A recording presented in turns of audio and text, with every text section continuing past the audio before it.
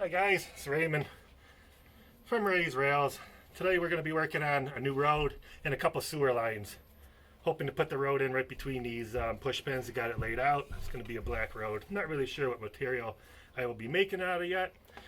But like I said, we're going to put the road in, a couple sewer lines, and the construction crew is ready to go. So we'll come back later, see how they're working out. Okay, so now we have a holding table. I used 3/4 inch plywood for the whole table, and I lowered that spot for my project an additional 3/4 inch, giving me 1.5 inches to work with. I also took copper tubing, 1/2 inch, and I painted it pewter gray to create what looks like two water lines, or sewer lines in this case. I will then add plaster of Paris to the site and paint it to resemble realistic ground cover. Okay, so the next step, I poured the plaster.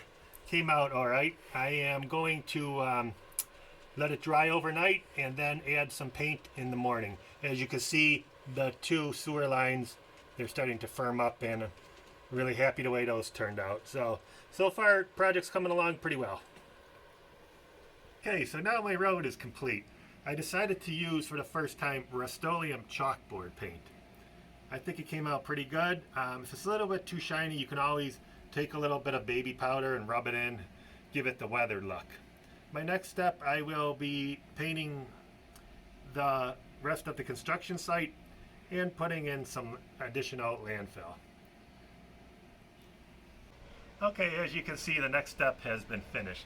The plaster has dried. I put some dark paint on the plaster casting, and then what I did was I took a piece of clay, actually from the garden, dried it out real nice, crumbled it up, and I sprinkled that on there. I really didn't use any adhesive. I just sprinkled it on in case I didn't like it. I could just vacuum it up.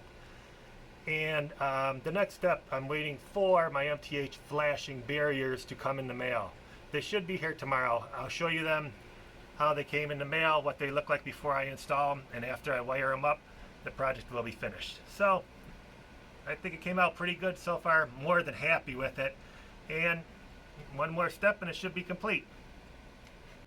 And for my last step, I will be installing the Mth scale flashing barricades.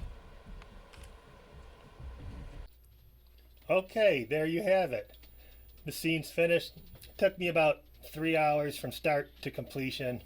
I'm really happy the way it turned out. Don't forget to hit that subscribe button.